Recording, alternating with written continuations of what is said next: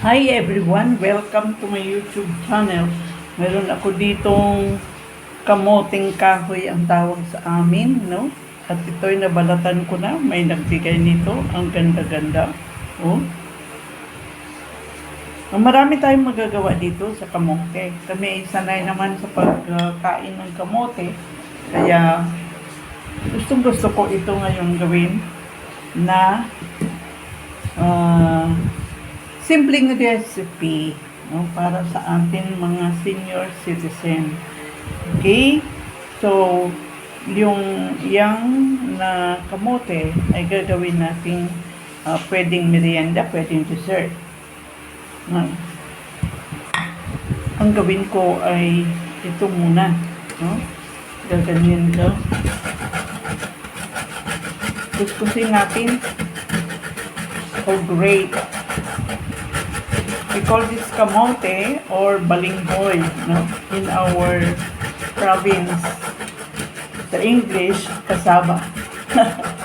So, pwede tayong gumawa ng cake, pwede tayong gumawa ng puto, pwede tayong gumawa ng what you call this, bibingka or whatever, no? This time, tingnan natin kung anong magagawa natin dito.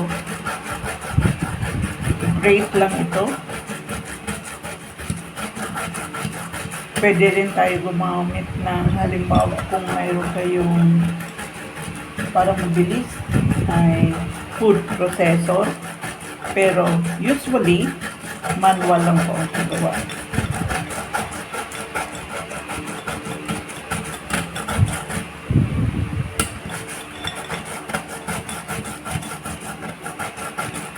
Kung sa food processor po, mayroon po itong ugat, no, dito sa gitna, no, inaalis po yan, pwedeng slice at ilagay sa food processor kasi yan po ay yung parang matigas na ugat. Okay?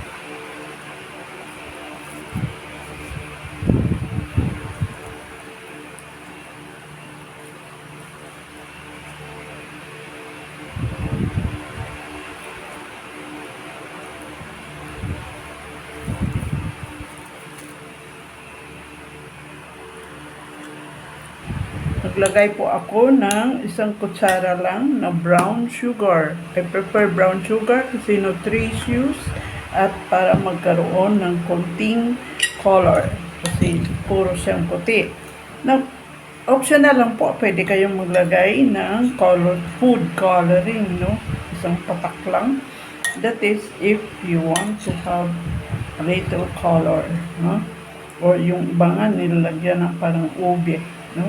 Pero ako umiiwas sa matamis, kaya isang kutsarang brown sugar lang nilagay ko. At saka na-prefer kong puti lang. Kasi anyway, pag luto na ito, you can put any toppings. So, ganyan na po. Semi-dry. At saka may konting sugar.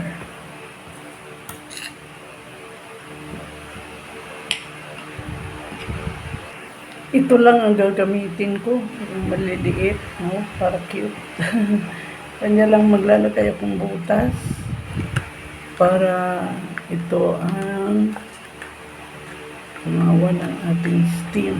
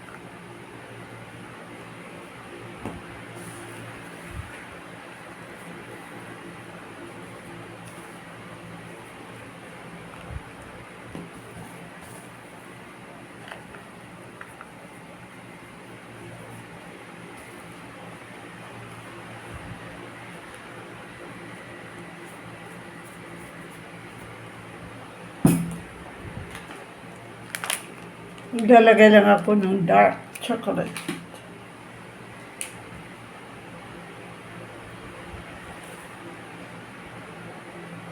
Pwede naman tayong maglagay ng halimbawa bukayo or cheese.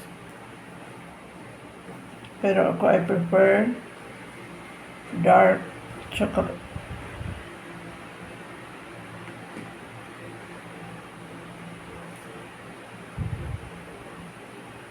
And then i-refill ko ulit.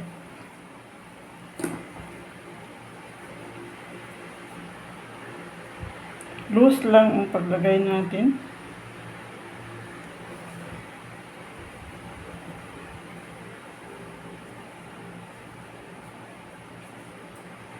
Optional lang po ito. Pwede kayong maglagay ng kung anong gusto ninyo according to your taste.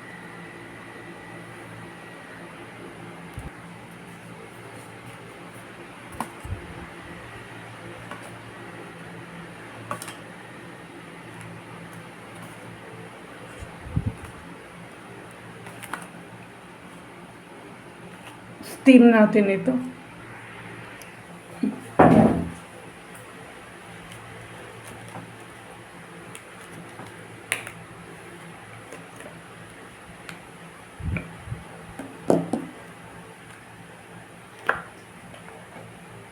Wow!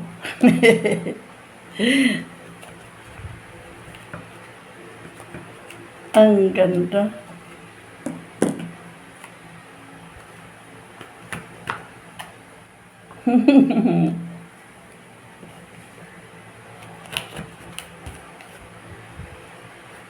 Ang ganda ng ating cassava cake, cupcake.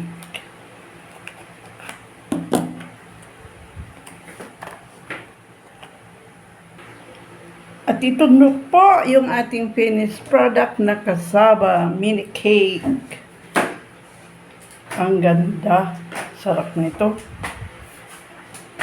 Tignan natin yung ating chocolate dito. Wow! Ganda.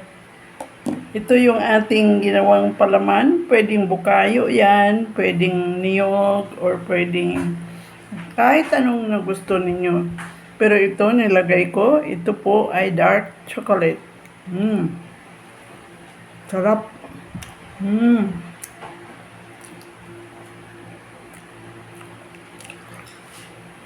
That's all for now. Thank you for watching my vlog. Please don't forget to watch, like, and subscribe my YouTube channel. Bye! God bless us all. Panalo ito. Kain tayo.